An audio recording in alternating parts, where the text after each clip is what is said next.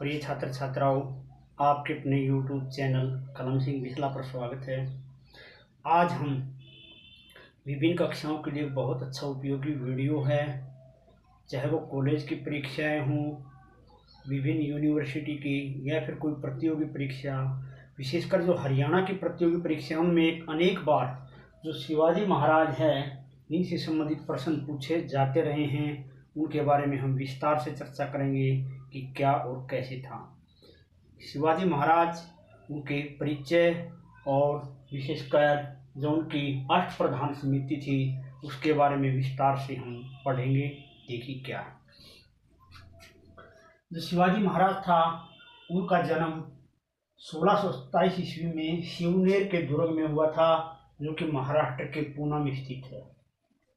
इनके माता पिता का नाम जीजाबाई और पिताजी का नाम शहाजी भोसले था। माता जीजाबाई ने एक तरह से इनको पाल पोस के बड़ा किया था। यहाँ पर बता देते हैं कि जीजाबाई जी ने भारतीय हिंदू संस्कृति की बहुत ही महान कहानियाँ जैसे रामायण, महाभारत, वेद, पुराण, इस प्रकार की कथाएं सुना करके शिवाजी के अंदर एक सही मानवता के गुण, वीरता के गुण ये भरे थे और ये अपनी माताजी से बहुत प्रभावित थे। और इनका जो संरक्षण किया था वो किया था दादाजी कोंडदेव ने, यानी उनके सानिध्य में रह करके ये बड़े हुए थे। और एक तरह से जो जीजाबाई थी इनकी माताजी, उन्होंने इनको वीर बनाया था। ये इतिहास में एक कहावत ही नहीं वरन सत्य भी है। आगे क्या था हम देख सकते हैं कि जो गुरु समर्थ दास रामदास जी थे, देखिए इनके गुरु कौन थे, समर्थ गुरु रामदास जी थे। वेरी इंपॉर्टेंट पर्सन है, अनेक प्रतियोगी परीक्षाओं में आता है। और जो समर्थ गुरु रामदास जी थे उन्होंने पुस्तक 10 बोधक लिखी थी। मैं यहाँ बता देना चाहता हूँ कि गुरु रामदास जी ने इनको अनेक प्रकार की शिक्षाएं दी, उनका भी इनको महान बनाने में बड़ा योगदान था। यहाँ पर एक बात है कि जब इनकी शिक्षा पूर्ण हो गई तो गुरु रामदास जी से उन्होंने कहा कि गुरुदेव, आप मुझसे अपने जो दीक्षा आपने दी है उसके लिए आप मुझसे कुछ मांगिए। एक तरह से हमारे यहाँ अपने गुरु को शिक्षा प्राप्ति के बाद कुछ न कुछ दान दक्षिणा देने की एक प्रथा होती है। तो रामदास जी ने इनकी वीरता देखने के लिए शिवाजी महाराज से कहा कि पुत्र, यदि तू मुझे देना चाहता है तो शेरनी का दूध ला करके दे। तो देखिए शिवाजी महाराज जी, हिंदू सम्राट शिवाजी महाराज जी की वीरता की एक ब्याई हुई शेरनी थी। ये कहा जाता है कि ब्याई हुई शेरनी बड़ी खतरनाक होती है, लेकिन ये इस तरीके से उसका दूध निकाल लाए कि वीरता दिखा करके शेरनी को युद्ध में पछाड़ दिया। यानी उसको मारा तो नहीं, लेकिन उसको एक तरह से हौसले पस्त कर दिए और शेरनी थक कर बैठ गई और उसका दूध निकाल करके अपने गुरु के चरणों में रख दिया था। तब गुरु रामदास जी ने आशीर्वाद दिया था कि तू एक श्रेष्ठ हिंदू सम्राट बनेगा। उसके बाद क्या था देखिए, प्रारंभिक सैनिक अभियान इन्होंने बीजापुर के आदिल शाह के खिलाफ चलाए थे। देखिए बहुत से विद्वान ऐसे हैं जो कि एक तरह से मुगल या मुस्लिम परस्ती से ग्रस्त हैं। उन्होंने शिवाजी महाराज का सही आकलन नहीं किया, या फिर वो अंग्रेज परस्ती से या यूरोपीय शैली से या एक तरह से कम्युनल से प्रभावित हैं, जो उन्होंने हिंदू सम्राट शिवाजी महाराज का सही मूल्यांकन नहीं किया। जीवन में लगभग अनेक स्रोत ऐसे मिले हैं, लेकिन कुछ एनसीईआरटी की बुक या अन्य उसमें ये पढ़ाया जाता है, लेकिन ये नहीं पढ़ाया जाता कि उन्होंने अपने जीवन में 500 महाअभियान चलाए, यानी 500 लड़ाइयाँ लड़ी और 500 के 500 में वो विजयी रहे थे। लेकिन अनेक स्थानों पर यह दिखाया गया है कि वो हार गए थे, उन्होंने लड़ाई नहीं की, लूट मार नहीं की। ये सब जो है एक झूठी मतलब यानी बातें शिवाजी महाराज के खिलाफ फैलाई गई। बहुत से विद्वानों के तर्क हैं, मत हैं, ये मानते हैं कि 500 लड़ाई उन्होंने यानी लड़ी थी, वो एक में भी नहीं हारे। लेकिन कुछ विद्वान एक लाग लपेट यानी इस भावना से, जलन की भावना से दिखाते हैं कि वो कुछ लड़ाइयों में हार गए थे, लेकिन ऐसा कुछ भी नहीं था। वो गुरिल्ला युद्ध में निपुण थे, पहाड़ों में प्राय गुरिल्ला युद्ध ही लड़ा जाता है और एक भी युद्ध में वो हारे नहीं। लेकिन कुछ बुकों में ये पढ़ाया जाता है कि ऐसा नहीं था। आगे क्या है शिवाजी महाराज के बारे में देखिए। प्रारंभिक सैनिक अभियान में बीजापुर के आदिल शाह को उन्होंने बुरी तरह से मार डाला था और जावली पर विजय 25 जनवरी 1656 को उन्होंने प्राप्त की थी और अफजल खां को कुत्ते की मौत मारा था 1659 में। यहाँ पर हम ये बता देना चाहते हैं कि अफजल खां एक तरह से औरंगजेब द्वारा भेजा गया था कि शिवाजी को पकड़ा जाए, लेकिन शिवाजी ने वीरता का दिखा करके अफजल खां को बिल्कुल ऐसी बुरी तरह से उसको काट के रख दिया था तलवारों से। लेकिन इतिहास में बहुत गलत बातें पढ़ाई जाती हैं, लेकिन उसको मारा था, यह सत्य है 1659 में। फिर उसके बाद शाइस्ता खां घायल हो गया था, वह उसका पुत्र मारा गया था 1663 में। जो पूना का दुर्ग था उसमें शाइस्ता खां रहता था अपनी बेगमों के साथ और अपने पुत्र के साथ। शिवाजी महाराज ने रात के समय शाइस्ता खां के ऊपर हमला कर दिया और हमला करके शाइस्ता खां को बुरी तरह से काट के रख दिया। लेकिन इतिहास में ये बात छुपाई गई कि वो दिल्ली आ गया था, बच गया था। वो माँ इतने घाव दे दिए उसको कि रक्त बहने पर वो मर गया था, लेकिन उसका पुत्र वहीं सरेआम शिवाजी महाराज और उसके सैनिकों ने काट दिया था। जो ये दम भरता था कि हमारा ये लोग कुछ नहीं कर सकते, लेकिन शिवाजी महाराज की सेना ने उनको बुरी तरह से मार दिया, काट दिया था। और उसके बाद जो मुगलों में बेगमें थी उनको बंदी बना लिया था उनके सैनिकों ने। लेकिन शिवाजी महाराज एक सच्चे हिंदू सम्राट, नैतिक संस्कारों वाले व्यक्ति थे, जिन्होंने रामायण जैसे पवित्र ग्रंथ पढ़े थे, गीता जैसे पवित्र ग्रंथ पढ़े थे। और जीजाबाई माता ने उनको जन्म दिया था, जो एक बहुत संस्कारी महिला थी कि उन्होंने मुगलों की पत्नियों के साथ दुर्व्यवहार नहीं किया, रेप जैसी व्यवहार नहीं की, उनको अपनी पत्नी नहीं बनाया, बल्कि माता कह करके उनको सम्मान दिया और एक इज्जत के साथ उनको लौटा दिया और कहा कि आप मेरी माता के बराबर हैं। मेरे सैनिकों ने जो आपके साथ दुर्व्यवहार किया उसके लिए मैं क्षमा करता हूँ। और उन्होंने उनसे हाथ जोड़कर क्षमा भी मांगी और कहा कि हमारे रक्त में, हमारी संस्कृति हिंदू धर्म में, हमारे जो धर्म ग्रंथ हैं रामायण गीता, इनमें नारी को देवी और माता समझा जाता है, चाहे वो किसी भी धर्म जाति की हो। मैं आपसे माफ़ी मांगता हूँ। और उनको बड़े सम्मान के साथ, इज्जत के साथ उनके महलों में या मुगलों के पास, यानी जो औरंगजेब के सैनिक या सेनापति या जो भी थे सूबेदार, उनको लौटा दिया था। ये एक हिंदू ही कर सकता है, क्योंकि हमारे संस्कार इतने मजबूत हैं। ये शिवाजी महाराज का उदाहरण था। आगे है कि फिर उसके बाद शाइस्ता खां घायल और पुत्र मारा गया 1663 में। तो औरंगजेब ने अपना एक पुत्र था जिसका नाम था मुअज्जम, उस मुअज्जम को वहाँ पर भेजा और बाद में मुअज्जम को भी इतिहासकार कहते हैं कि नहीं मारा, लेकिन बहुत से इतिहास में ये उदाहरण मिलते हैं कि शिवाजी ने उसकी ललकार को भी सुन करके उसको भी तलवारों से काट डाला था।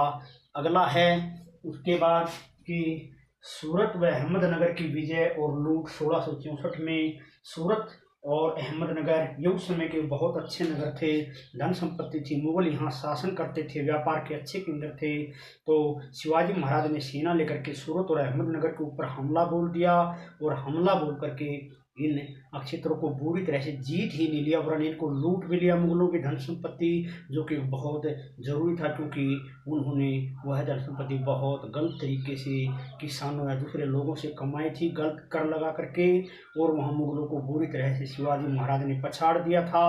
अगला है पुरंदर की संधि 22 जून 1665 को ईस्वी को हुई थी। ये बताया जाता है कि कुछ इतिहासकार कहते हैं कि आमेर कछवाहा का राजा होता था जिसका नाम सवाई जय सिंह था। उसने एक तरह से उसके ऊपर हमला किया, जो पुरंदर का दुर्ग था उसके ऊपर, उसको चारों तरफ से शिवाजी महाराज को घेर लिया। लेकिन शिवाजी महाराज ने चालाकी चली कि यह बहुत बड़ी सेना ली है, वह इसको ऐसे नहीं मारा जा सकता, मैं इसको ऐसे तरीके से मारूंगा कि शिवाजी महाराज ने कुछ संधि का प्रस्ताव भेजा। लेकिन कुछ इतिहासकार जो कि जलन भावना रखते हैं, उन्होंने लिखा कि नहीं, शिवाजी ने एक तरह से उनके सामने सरेंडर कर दिया था। ऐसा कुछ नहीं था। शिवाजी जो है जैसी करनी वैसी भरने में विश्वास रखते, यानी जो जैसा करेगा वैसा भरेगा, नहीं जैसा करेगा वैसा मैं भी करूँगा। तो एक झूठा पुलिंदा उसको झांसे में रखने के लिए जैसे को उन्होंने किया था ताकि वो पीछे से अपनी सेना इत्यादि मजबूत कर सके, वे उसके धोखे का जवाब धोखे से ही देना चाहते थे। तो उन्होंने ये कहा जाता है, झूठ फैलाई कि 23 दुर्ग दे दिए गए और 4 लाख खून जो है मतलब शिवाजी महाराज ने उसको दिए। कहीं भी ऐसा नहीं है कि शिवाजी के पास 12 दुर्ग बच गए थे, ऐसा इतिहास में ये मतलब बातें फैलाई गई, लेकिन ऐसा कुछ भी नहीं था, ये सब झूठ थी। अगला क्या है, उसके बाद फिर जयपुर भवन आगरा षड्यंत्र रचा औरंगजेब ने 1666 ईस्वी में। ये क्या है, आगरा के अंदर एक जयपुर भवन था, उसमें औरंगजेब ने एक तरह से जयसिंह के साथ मिलकर के शिवाजी के साथ मित्रता की और उसको झांसे में ले लिया कि वह मुगलों के क्षेत्रों पर हमले न करे और हम भी उनकी तरफ किसी प्रकार का हमला नहीं करेंगे। लेकिन यह विदित है कि प्राय जो मुस्लिम शासक थे वो बड़े धोखेबाज और एक तरह से झूठ बोलने में गंदे व्यक्ति थे, और उसी प्रकार का परिचय उसने भी दिया कि शिवाजी के साथ वह किसी प्रकार का लड़ाई धोखा नहीं करेगा, बल्कि उसने मित्रता करके पीठ में छुरा घोंपा और शिवाजी महाराज को एक तरह से आगरा के किले में बंदी बना लिया।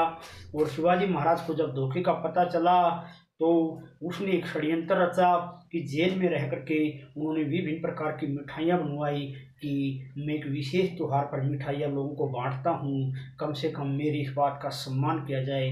औरंगजेब और उसके सैनिक उसकी बातों में आ गए, क्योंकि शिवाजी महाराज भी जानता था कि उसने मित्रता करके पेट में छुरा घोंपा है और इसके साथ ऐसा ही गंदा व्यवहार करना चाहिए। तो जो जेल से मिठाइयों की टोकरियां बाहर निकल रही थी, एक टोकरी में शिवाजी महाराज छिप गए और गुप्त मंत्रणा करके कुछ कुछ क्षेत्रों में महाराष्ट्र तक सैनिक खड़े कर दिए गए जो मुगलों की सेना का मुकाबला कर सकें, और बीच बीच में बहुत अच्छे शक्तिशाली घोड़ों के साथ उनके सैनिकों की टोलियां खड़ी कर दी गई। जो मुगल आगे बढ़ते तो वे सैनिकों को गाजर मूली की तरह काट देते। शिवाजी महाराज उसमें से निकल करके और घोड़े पर बैठ करके अपने कुछ खास सैनिकों के साथ धीरे धीरे आगरा से राजस्थान और राजस्थान से होते हुए महाराष्ट्र तक पहुंच गए। बीच बीच में सैनिक थे उनके जो किसी न किसी रूप में मुख्य मार्गों पर थे और उन्होंने मुगलों को बुरी तरह से काट दिया। और कहीं भी रास्ते में उन वीर सैनिकों ने, शिवाजी महाराज के सैनिकों ने, हमारे सैनिकों ने कोई बाधा नहीं आने दी। और औरंगजेब माथा पकड़ करके बैठ गया कि उसके साथ ही क्या धोखा हुआ। तब वहाँ हुंकार जा करके भरी उसने कि औरंगजेब आप देखना क्या होता है। उसके बाद शिवाजी महाराज ने ऐसे छक्के छुड़ाए मुगलों के कि मुगल जो है महाराष्ट्र यानी मराठा राज्य की तरफ देख भी नहीं सके। आगे क्या था, आगे था फिर एक जो गंगा भट्ट नाम का एक ब्राह्मण था जिसका पूर्व यानी गंगा भट्ट, उसने शिवाजी महाराज का राज्याभिषेक किया था 16 जून 1676 ईस्वी को। यानी जो गंगा भट्ट था उसका पूरा नाम क्या था, वह काशी का विद्वान था और उसका नाम था विश्वेश्वर, यानी विश्वेश्वर उसका नाम था और वह काशी से उन्होंने राज्याभिषेक किया 16 जून 1676 ईस्वी को। यानी शिवाजी महाराज एक तरह से शासक बन गए। और उसके बाद फिर क्या था कि 13 नंबर पर मराठी उनकी शासन की भाषा थी और संपूर्ण शक्तियाँ राजा में निहित थी। इसका मतलब यह है कि जो शिवाजी महाराज थे, न्याय से लेकर के, सेना से लेकर के, या जो कर लगाना है या विदेशी संबंध हैं, कोई लड़ाई संधियाँ युद्ध न्याय, सब कुछ एक तरह से राजा में निहित थी शक्तियाँ। यानी राजा ही सर्वा था और उससे ऊपर कोई भी नहीं था। ये इसके अंदर एक तरह से मुख्य बात है। आगे क्या है, आगे इसके अंदर ये दे रखा है कि जो रघुनाथ हनुमंते ने राज्य व्यवहार कोश लिखा था। एक उनके दरबार में रघुनाथ हनुमंते था, उसने राज्य व्यवहार कोश लिखा था कि राज्य का व्यवहार के अंदर जो भाषा प्रयोग की जाती थी वो कोश उन्होंने यहाँ पर लिखा था। उनकी अष्टप्रधान थी। अष्टप्रधान के अंदर क्या होते थे, एक तो नंबर पेशवा होता था जिसको प्रधानमंत्री कहा था, वह शासन कार्य देखता था। ये ध्यान कर लें आप इसको कि जो अष्टप्रधान थी उनकी, उसके अंदर क्या क्या था ये इसमें देख लें। और फिर उसके बाद अमात्य था, जिसको मजूमदार भी कहते थे। वह वित्त और राजस्व के कार्य देखता था। वित्त का तात्पर्य क्या होता है? वित्त का तात्पर्य यह होता है कि जो धन संग्रह था, और राजस्व यानी कहाँ कहाँ से लगान आ रहा, जिसको हम टैक्स बोलते हैं, वो कार्य अमात्य यानी मजूमदार देखता था। ये प्रश्न जो है अनेक प्रतियोगी परीक्षाओं में आया हुआ है, अमात्य और पेशवा। मैं ये कहना चाहूंगा कि लगभग जो अष्टप्रधान है सारे किसी न किसी प्रतियोगी परीक्षा में आए हैं, पक्के दावे के साथ कहता हूँ, किसी न किसी प्रतियोगिता में अनेक बार, एक बार भी नहीं अनेक बार भी। देखिए, पेशवा प्रधानमंत्री होता था, शासन कार्य देखता था, राजा की मदद करता था। अमात्य मजूमदार भी बोलते थे, इसको वित्त और राजस्व के कार्य देखता था। और मंत्री जो होता था उसको वाकिया नवीस भी कहते थे। वह राजा के कार्यों का लिखता था। दैनिक, दैनिक का मतलब क्या है कि जो मंत्री था वाकिया नवीस, वह राजा जो भी कार्य करता था, चाहे वो किसी भी क्षेत्र का हो, वो सबसे पहले क्या करता था, दैनिक कार्य की राजा यानी शिवाजी महाराज आज ये काम करेंगे, उनको सभी को लिखता था कि नंबर 1 पर काम क्या होगा, 2 पर क्या होगा, 3 पर क्या होगा, 4 पर क्या होगा, ऐसे लिखने का काम करता था मंत्री यानी वाकिया नवीस। और जो सचिव होता था उसको क्या कहा जाता था, सुरूनवीस या चिटनीस भी कहा जाता था। वह प्रगणी का हिसाब किताब रखता था। प्रगणी का मतलब क्या था कि उनका राज्य प्रगणों में बटा हुआ था, जैसे ये भाग है वो भाग है, तो वो वहाँ का सारा हिसाब किताब रखता था, जो भी होता था वो। और जो सुमंत या दबीर होता था उसको विदेश मंत्री कहा जाता था। देखिए, सुमंत यानी दबीर, वो क्या होता था, उसको विदेश मंत्री वह युद्ध और संधि की सलाह देता था, यानी राजा को यह सलाह देता था कि किससे कौन सी संधि करनी है या नहीं करनी है, कब युद्ध करना है, किससे करना है, इस प्रकार की सलाह देता था। उसके बाद जो सेनापति है वह सर ए नौबत कहलाता था, सेनापति, और सेना की भर्ती करने का काम करता था। वह सेना के लिए रसद का, हथियार, घोड़े, हथियार, गोला बारूद सब की व्यवस्था, और सेना के लिए शिक्षा के कार्य करता था। ये कौन करता था? सारे के सारे सेनापति, यानी सेना भर्ती, रसद, शिक्षा इत्यादि। उसके बाद पंडित राव होता था, विद्वानों, धार्मिक अनुदान, दायित्व, ये सारे संभालने का काम करता था वो। मैं बता देता हूँ, पंडित राव यानी विद्वानों, धार्मिक अनुदान और दायित्व, ये सारे संभालता है। इसका मतलब क्या है कि विद्वानों को क्या अनुदान देना है, यानी क्या उनको सहायता राशि, इनाम, और धार्मिक अनुदान जैसे किसी मंदिर को अनुदान देना है, किसी कार्य का अनुदान देना, वो सारे का सारा दायित्व कौन संभालता था? पंडित राव। और न्यायाधीश जो है वो दीवानी और फौजदारी मामले देखता था। दीवानी और फौजदारी मामलों का मतलब क्या है कि दीवानी और फौजदारी मामले वे होते हैं, लड़ाई झगड़ा, धन संपत्ति, भूमि जायदाद के सारे मामले जो है न्यायाधीश देखता था। और शिवाजी महाराज की मृत्यु 1680 ईस्वी में 53 वर्ष की आयु में हुई थी। और महाराज जी ने 2 कर लगाए थे, शिवाजी महाराज ने मराठा राज्य में। नंबर 1 तो था चोट और एक था सरदेशमुखी। चोट जो है वो अपने खुद के राज्य में लगाया था उन्होंने, अपने राज्य में जहां जहां उनका शासन था वहां उन्होंने चौथ कर लगाया था, यानी कुल आय का 1/4 भाग क्रम में लिया जाता था। और सरदेशमुखी 1/10 भाग, एक दशमलव, जैसे शिवाजी महाराज का राज्य, उससे बाहर उन्होंने जो मुगलों के राज्य थे आसपास, उन मुगलों के राज्य में भी वो आतंक मचाते थे, डरते थे, वहां के लोग भी उनको 1/10 भाग जो है अपनी आय का देते थे, यानी उसका नाम सरदेशमुखी था। सरदेशमुखी मतलब 1/10 भाग ये अपने राज्य की सीमा से बाहर यानी मुगलों के शासन में लेते थे। और चोच जो है उनके खुद के राज्य में था, यानी आय का 1/4 भाग। इस वीडियो का आप स्क्रीनशॉट ले सकते हैं। हम दावे के साथ कहते हैं कि हरियाणा की प्रतियोगी परीक्षाओं में लगभग ये प्रश्न आते रहते हैं, अनेक बार आए भी हैं और आगे भी आएंगे। स्क्रीनशॉट लेकर के इनको देख सकते हैं, और हमारे चैनल को सब्सक्राइब करें और वीडियो को शेयर करें।